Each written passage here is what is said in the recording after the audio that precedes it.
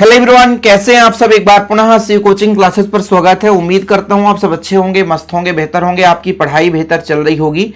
Class 12 chemistry NCERT में बच्चों chapter 1 से लेकर चैप्टर 10 तक के जितने इंपॉर्टेंट क्वेश्चन हैं विगत 5 से 6 साल में पूछे गए हैं, सभी प्रश्नों को मैं लेकर आया हूं। आप लोग यदि चैनल में पहली बार आए बच्चों तो चैनल को सब्सक्राइब जरूर कर लेना। और बच्चों 2025 के लिए प्लेलिस्ट बना दिया हूं। प्लेलिस्ट है बच्चों पूरा का पूरा अलग से, तो आप लोग प्लेलिस्ट में जरूर देख लिया करें, क्योंकि अभी इसके पहले मैंने फिजिक्स का पूरा 5 वर्ष का जो है क्वेश्चन प्रोवाइड कर दिया। अब जैसे मान लीजिए न्यू एनसीईआरटी में टोटल जितने बच्चों चैप्टर हैं यानी 10 चैप्टर हैं, उनमें अलग अलग चैप्टर के पूरे क्वेश्चन में लाया हूं। जैसे चैप्टर 1 का क्वेश्चन, फिर चैप्टर 2 का क्वेश्चन, चैप्टर 3 का क्वेश्चन। अब जैसे आपके पास 5-7 साल का पेपर भी होगा, लेकिन पहले का जो पेपर था वो सिलेबस अलग था, उसमें आपको जो नहीं पढ़ना है उसको क्वेश्चन ऐड नहीं किया हूं, इसलिए आप लोगों को ये बहुत ही हेल्पफुल है। आप लोग सभी बच्चों तक शेयर जरूर करिएगा, और आप लोगों का बच्चों एक छोटा सा कमेंट्स और एक छोटा सा लाइक हमें मोटिवेशन देता है। तो प्लीज आप लोग लाइक करने में कंजूसी ना करें, ताकि और भी सब्जेक्ट आपके लिए हेल्पफुल हम वीडियोस दे सकें। जैसे एमपी बोर्ड का हिंदी है, इंग्लिश है, बायोलॉजी है, ये भी आपके लिए आता रहेगा। साथ में ऑब्जेक्टिव क्वेश्चन और फिर इनके सोल्यूशन भी आएंगे। शिव कोचिंग क्लासेस में इनके सोल्यूशन भी आएंगे। 2024 को मैं बहुत बेहतरीन रूप से कवर किया था। 2025 का भी हम सेशन स्टार्ट कर दिए हैं अब इंपॉर्टेंट चीजों को लेकर के। तो कभी ऑब्जेक्टिव क्वेश्चन लाएंगे, कभी 2 नंबर वाले क्वेश्चन, कभी 4 नंबर वाले question, revision question, previous year के सोल्यूशन आते रहेंगे। और बच्चों जैसे आप लोग यदि छोटा सा हेल्प करना चाहते हैं तो बस आप इसका नोट्स ले लें। नोट्स का मतलब होता है कि आल चैप्टर नोट्स बच्चों, आल चैप्टर मिलते हैं शिव कोचिंग क्लासेस में, आल चैप्टर, ठीक है। क्योंकि आप लोगों का एक हेल्प हो जाएगा और इससे हमें भी एक थोड़ा सा फाइनेंशियल हेल्प हो जाता बच्चों। कांटेक्ट नंबर है 9685299149, ये मेरा पर्सनल नंबर है बच्चों। व्हाट्सएप पे आप जानकारी ले सकते हैं। मात्र 100 रुपए बच्चों ये गुरु दक्षिणा के रूप में आप दीजिए, और पूरे 8 चैप्टर के नोट्स दीजिए, साथ में ऑब्जेक्टिव भी दिए जाते हैं। तो जो बच्चे पहली बार आए इस चैनल पे तो प्लीज चैनल को आप थोड़ा सा जुड़ जाइए, चैनल को सब्सक्राइब कर लीजिए बच्चों। चलिए शुरू करते हैं, क्योंकि अब हम मुद्दे की बात में आते हैं। और काफी महत्वपूर्ण ये था, सारा चीज आपको जानकारी देना बहुत जरूरी था, ताकि आप लोगों को कोई दिक्कत ना हो सके। चलिए बच्चों, पहला जो प्रश्न है आज का विलयन से है, धनात्मक विचलन और ऋणात्मक विचलन युक्त विलयन में अंतर। आपका जो राउल्ट के नियम का पालन नहीं करता वो अनादर्श विलयन कहलाता है, और अनादर्श विलयन के प्रकार हैं, इनमें अंतर पूछा गया है। तनु विलयन के लिए बार्नहाफ समीकरण 2018 का, यहां पे सन लिखा हुआ है, मैं ज्यादा बोलूंगा नहीं कि 18 में आया 24 में आया। तो बच्चों जैसे क्वेश्चन आपको मैं धनात्मक विचलन ऋणात्मक विचलन युक्त विलयन का अंतर बता दिया। अब आप जब पढ़ोगे तो इस टॉपिक में धनात्मक विचलन ऋणात्मक विचलन का अंतर परिभाषा सहित पढ़ोगे, साथ में इसके एग्जाम्पल भी एक एग्जाम्पल तैयार करोगे। वाष्प दाब में अवनमन, वाष्प दाब किसे कहते हैं, वाष्प दाब में अवनमन किसे कहते हैं, वाष्प दाब में आपेक्षिक अवनमन, इनकी परिभाषा देनी है बच्चों। परसरण दाब से संबंधित आंकिक क्वेश्चन है, ये क्वेश्चन जरूरी नहीं रहता कि, क्योंकि जो न्यूमेरिकल क्वेश्चन है कभी रिपीट नहीं होता है, इसलिए जरूरी नहीं कि यही क्वेश्चन आएगा, लेकिन आप लोग इस तरीके 2-4 क्वेश्चन करेंगे। परिभाषा देखना है भैया, मोलरता, मोललता, मोल प्रभाज। 2019 में ये पूरा क्वेश्चन आया था। फिर बच्चों आपका मोल प्रभाज मोलरता क्वेश्चन आया था 2020 में, मोल प्रभाज 2022 में, मोल प्रभाज 2023 में। यहां से क्वेश्चन हमेशा पूछे गए हैं मोलरता, मोललता और मोल प्रभाज से, ठीक है। तो इनमें कभी कभी मोलरता मोललता में अंतर भी पूछा जाता है, तो एक एक चीजें आपको क्लियर रखना बच्चों। मोलरता व द्रव्यमान प्रतिशत से आंकिक प्रश्न हमेशा पूछा जाता है, ठीक है। तो आंकिक प्रश्न आप लोगों का मैं मैराथन लाऊंगा, बिल्कुल चिंता ना करें। चैप्टर 2 के जितने भी आंकिक क्वेश्चन है, चैप्टर 3 के, चैप्टर 4 के जितने भी आंकिक क्वेश्चन रहेंगे बच्चों आप लोगों के लिए आता रहेगा। आदर्श विलयन अनादर्श विलयन में अंतर। अब आपको आदर्श विलयन और अनादर्श विलयन तो पढ़ना ही है, साथ में इसकी परिभाषा भी तैयार करना बच्चों, और एक एक एग्जाम्पल बता दिया ना।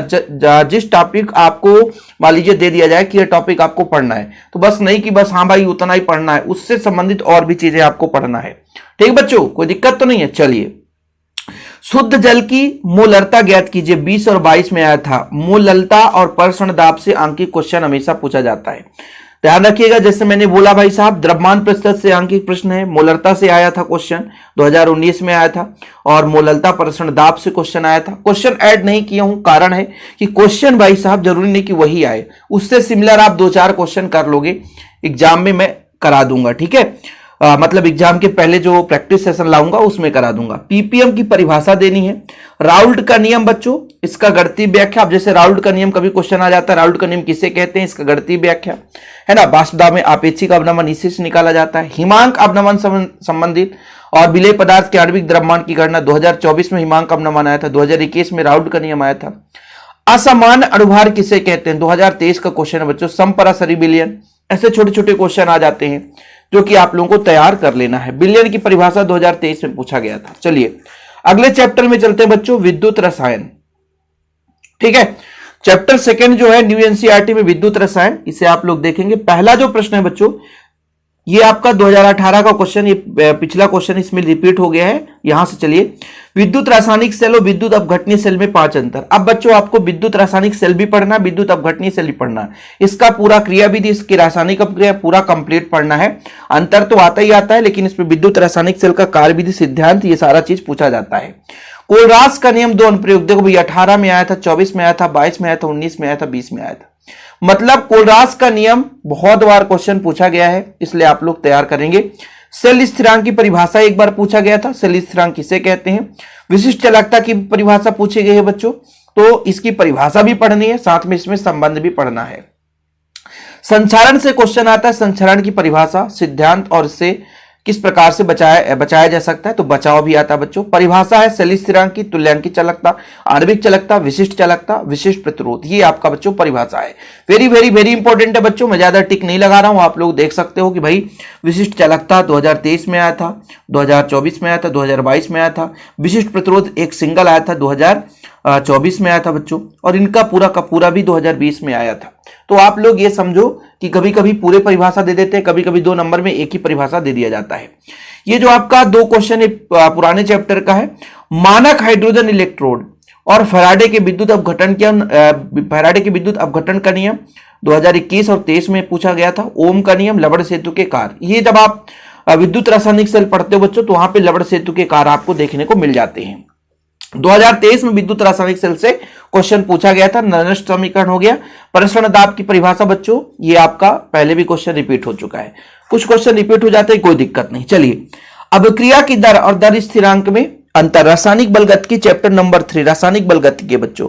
अब क्रिया की दर दर स्थिरांक में अंतर 18 में पूछा, 21 में, 23 में पूछा गया था। फिर बच्चों यहां पर जो आंकिक प्रश्न है, देखिए अवक्रिया की कोटि क्या है, शून्य कोटि, प्रथम कोटि, द्वितीय कोटि अवक्रिया के लिए दर स्थिरांक का इकाई बच्चों हमेशा पूछा जाता है। कभी कभी रासायनिक अपक्रिया दे देता है और दर स्थिरांक की इकाई पूछ देता है। जैसे यहां पर देख सकते हो 2018 में पूछा गया था, और फिर आगे चलकर बच्चों 19 में भी पूछा गया था, 2023 में भी पूछा गया था। दर स्थिरांक की इकाई से हमेशा क्वेश्चन पूछा जाता है, नोट कर लेना आप लोग। ये 2 आंकिक प्रश्न है, बड़ा लंबा चौड़ा है, जरूरी नहीं कि ये क्वेश्चन आएगा ही, इसलिए इसमें ज्यादा हम फोकस नहीं करते। जिन बच्चों को स्क्रीनशॉट लेना है, लिखना है तो लिख सकते हैं। यहां से देखिए क्वेश्चन 2019 में प्रथम कोटि का अर्धायुकाल बच्चों, समीकरण के वेग स्थिरांक की इकाई और कोटि। भाई साहब मैं आपको बताता हूं कि समीकरण जो भी दे देगा वेग स्थिरांक की इकाई पूछ देगा, या कि प्रथम कोटि का वेग स्थिरांक की इकाई, दर स्थिरांक की इकाई, द्वितीय कोटि का, तृतीय कोटि का, चतुर्थ कोटि का, तो कोटि कुछ भी बदला जा सकता है बच्चों, तो ध्यान रखना, यहां से क्वेश्चन पक्का आता है। प्रथम कोटि अवक्रिया के लिए व्यंजक हो जाएगा शून्य कोटि अवक्रिया का उदाहरण सहित छद्म कोटि की अवक्रिया। भाई आप प्रथम शून्य कोटि अवक्रिया पढ़ो, प्रथम कोटि अवक्रिया पढ़ो, इसका उदाहरण पढ़ो, छद्म कोटि की अवक्रिया, इसका उदाहरण। ओके, एक और अंक क्वेश्चन देख सकते हैं कि प्रथम कोटि का अर्धायुकाल 15 मिनट है, तो 90% पूर्ण होने में कितना समय लगेगा, 90% पूर्ण होने में कितना समय लगेगा। तो ये चीज है बच्चों, और बड़ी ही मेहनत से सारे क्वेश्चन तैयार किए जाते हैं यार, पूरे पेपर में आपको पूरा एनालिसिस होता है ना। तो बच्चों प्लीज आप लोगों का बस एक छोटा सा प्यार सपोर्ट होना चाहिए, चैनल को सब्सक्राइब कर लें, और जो बच्चे नोट्स ले लेंगे यार, तो हमें भी एक गुरु दक्षिणा मिल जाती है। इसके पीछे मेहनत रहता है भाई साहब, हमें मोटिवेशन मिलता है। भाई देखो, हर टीचर के पास 2 रुपए की जरूरत होती है, हर एक टीचर के पास एक परिवार होता है, और सबको थोड़ा सा 2 रुपए की जरूरत है बच्चों। तो इसलिए मैं कहता हूं कि नोट्स यदि आप ले लेंगे तो हमें भी हेल्प होगा और आपके लिए भी हेल्पफुल रहेगा। अर्धायुकाल की परिभाषा पूछी गई थी, तात्क्षणिक दर की परिभाषा, आणविकता की कोटि में अंतर, अवक्रिया की कोटि और दर निर्धारक पद की परिभाषा, ये छोटे छोटे क्वेश्चन पूछे गए थे। अवक्रिया की दर और आणविकता की परिभाषा, तो जब आप अनुसंगता या आणविकता पढ़ते हैं, अवक्रिया की कोटि और आणविकता में अंतर भी आ जाता है। जब आप रासायनिक अवक्रिया की कोटि पढ़ लेंगे, ये देखिए आणविकता पढ़ लेंगे, तो अंतर वैसे भी आसानी से आपसे बन जाएगा। चलिए बच्चों यहां से क्वेश्चन देखिए, चैप्टर नंबर 4 है डी और एफ ब्लॉक के एलिमेंट्स, 3D संक्रमण श्रेणी का इलेक्ट्रॉनिक विन्यास। संक्रमण तत्व किसे कहते हैं, कारण बताइए कि संक्रमण तत्व परिवर्तित संयोजकता प्रदर्शित करते हैं। लैंथेनाइड एक्टिनाइड में अंतर, लैंथेनाइड तत्वों को पृथक करना क्यों कठिन होता है। प्रथम संक्रमण श्रेणी की परमाणु त्रिज्या, आयनन ऊर्जा, धात्विक लक्षण, आक्सीकरण अवस्था 19 और 22 में क्वेश्चन पूछा गया था। पोटेशियम परमैंगनेट की रासायनिक अभिक्रिया से क्वेश्चन पूछा जाता है, 20-19 में पूछा गया था। लैंथेनाइड संकुचन प्रभाव वेरी वेरी वेरी इंपॉर्टेंट है बच्चों, 2021 में पूछा गया। संक्रमण धातु रंगीन आयन बनाते हैं क्यों, संक्रमण धातु अच्छे उत्प्रेरक होते हैं क्यों। डी और एफ ब्लॉक के तत्वों में अंतर, संक्रमण धातु परिवर्ती आक्सीकरण अवस्था दर्शाते हैं क्यों। डी और एफ ब्लॉक के तत्वों की विशेषताएं, तो जब आप डी ब्लॉक के तत्वों का अंतर पढ़ लेते हैं एफ ब्लॉक के साथ, तो आपकी विशेषता भी उसी में से क्लियर हो जाते हैं। तो जिन बच्चों को स्क्रीनशॉट लेना है तो बिल्कुल स्क्रीनशॉट ले लिया करें भाई, है ना, ताकि आप लोगों को प्रॉपर रूप से तैयारी हो सके। आगे चलते हैं बच्चों, उपसहसंयोजी रसायन में चैप्टर नंबर 5 में पहला क्वेश्चन है लिगेंड क्या, उदाहरण से समझे, 18-20 में आया था। आयुपेशी नामनक्लेचर, मैं कोई भी यौगिक नहीं बताऊंगा। आयुपेशी नामनक्लेचर बहुत सारे, देखो भाई 2018, 2022, 2021 में पूछा गया था। यहां भी आयुपेशी 2019, 2022, 2024 से पूछा गया था। फिर मैं एक अलग से लिख दिया प्रश्न, भाई आयुपेशी नाम से 2021 में भी, 2022 में भी, 2023 में, 2024 में, 18, 19 सब में पूछा गया। तो भाई आयुपेशी क्यों ना पढ़ लो या सर्च कर लो, शिव कोचिंग क्लासेस में आयुपेशी नाम बहुत अच्छे तरीके से समझाया गया है। यहां पर देख लो, इसका आयुपेशी नाम पूछा गया था। समन्वयन अंक पर टिप्पणी, उपसहसंयोजी यौगिक आयनीकरण और हाइड्रेट समाव्यपता, समाव्यपता से भी क्वेश्चन आता है बच्चों, समाव्यपता से क्वेश्चन। द्विक लवण संकुल लवण में अंतर, कारक धात्विक यौगिक किसे कहते हैं, उदाहरण कीलेट लिगेंड किसे कहा जाता है, उदाहरण से समझाइए।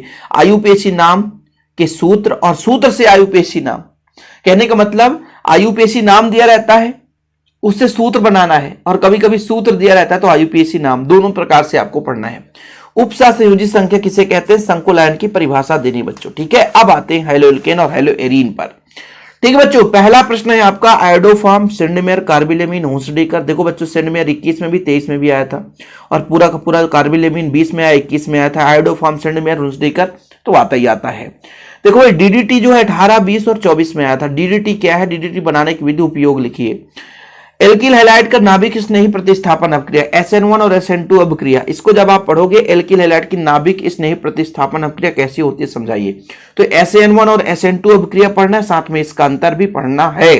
फ्रियान से क्वेश्चन पूछा गया था 2020 में। क्लोरोफॉर्म का भंडारण कैसे किया जाता है 2020 में। CHCl3 CHI3 का आयुपेशी नाम पूछा था, बिल्कुल सिंपल है, ठीक है। SN1 और SN2 अभिक्रिया में अंतर, CCl4 के दो उपयोग। क्लोरोफॉर्म का ऑक्सीकरण वोल्टेज फिटिंग अभिक्रिया, अभिक्रिया पूर्ण करना है, प्रैक्टिस कराएंगे इसको बाद में। अभिक्रिया पूर्ण करने वाला बच्चों बहुत सारे अभिक्रियाएं हो सकती है, पूर्ण कराएंगे, लेकिन हाँ चैनल पे यदि पहली बार है चैनल को सब्सक्राइब कर लेना। प्रैक्टिस शिव कोचिंग क्लासेस में आपके होते रहेंगे, लेकिन हाँ भाई आप लोग जुड़े रहोगे तब तो होगा। देखो भाई दो अल्कोहल और फिनाल में अंतर 18, 19, 20, 22 में आया था, इस बार 25 में आएगा, ध्यान रखना, ये नोट कर लेना। अल्कोहल और फिनाल में अंतर आएगा ही, अल्कोहल फिनाल ईथर वाला चैप्टर है, 18, 19, 20, 22 में आया था, इस बार 25 में आएगा। विलियमसन की सतत ईथरीकरण विधि, यानी ईथर बनाना जो आता बच्चों, सतत ईथरीकरण विधि, बिल्कुल ये बहुत इंपॉर्टेंट है। अल्कोहल तथा डाई एथिल ईथर की पहचान कैसे किया जाता है। नाम वाले अभिक्रिया तो कोई यदि भूल रहा है, छोड़ रहा है तो बहुत बड़ी गलत कर रहा है, मतलब उसका बहुत बड़ा मिस पॉइंट हो जाता है। रीमर टीमैन अभिक्रिया, कोल्बे अभिक्रिया हो गया बच्चों। समीकरण देना है, एथेनॉल से डाईएथिल ईथर 2022 में पूछा गया था। डाईएथिल ईथर से एथेनॉल, एथेनॉल से एथिल एसीटेट। बच्चों पूरे के पूरे क्वेश्चन लिखे गए हैं यार, देखो भाई नाम वाले अभिक्रिया देख लो आप, 2022 में सारे क्वेश्चन पूछे गए थे। सेंडमेयर, हुंसडीकर, फिटिंग, फीडलक्राफ्ट, ये चार, और फिर 21 में सेंडमेयर अलग से पूछा, हुंसडीकर 21 में, फिटिंग 23 में, फीडलक्राफ्ट आपका 21 में, वुल्फ अभिक्रिया 21 में, विलियमसन संश्लेषण 2021 में। ये अलग से भी कभी कभी एक अभिक्रिया दे देता है, कभी कभी 3-4 अभिक्रिया एक साथ दे देता है। क्या होता है जब फिनाल की क्रिया HNO3 से कराते हैं, फिनाल की क्रिया NaOH से कराते हैं, तो क्या होता है समझाना है। प्रोपेनॉल का क्वथनांक संगत एल्केन की अपेक्षा उच्च होता है, क्यों। ठीक है, क्या होता है जब डाईएथिल ईथर अम्ल से क्रिया करता है, 2021 का क्वेश्चन बच्चों। लुकास अभिकर्मक, विक्टर मेयर परीक्षण और फिनाल की अम्लीय प्रकृति 2024 में पूछा गया था। लुकास अभिकर्म 21 में, विक्टर मेयर परीक्षण 2021 में। चलिए आगे चलते हैं बच्चों। अगला आपका आ गया कार्बोक्सिलिक अम्ल वाला हो गया, एल्डिहाइड वाला हो गया चैप्टर। टालेन अभिकर्मक, कैनिजारो अभिक्रिया, एस्टिक अम्ल बनाने की शीघ्र सिरका विधि। फिर बच्चों क्लेमेंसन, वुल्फ किस्नर अभिक्रिया, है ना, ये देखो जब एथेनॉल का अपचयन कराया जाता है।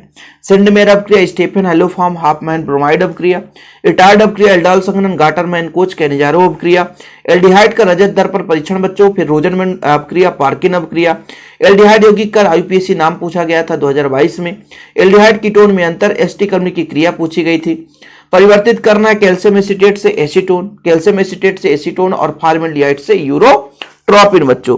और बाकी आपका कार्बोक्सिलिक अम्ल का 2 उपयोग है। ये देखो ऐसे छोटे मोटे क्वेश्चन कभी कोई नहीं पढ़ता है, सोचता है भाई आएगा ही नहीं और आ ही जाता है। यहां से देखो भाई साहब, ये वाली अभिक्रिया तो आप लोग प्रैक्टिस मत करना, मैं कराऊंगा, बिल्कुल चिंता ना करें। एनिलीन साइक्लोहेक्सिलेमीन के अपेक्षा दुर्बल क्षारक होता है, क्यों?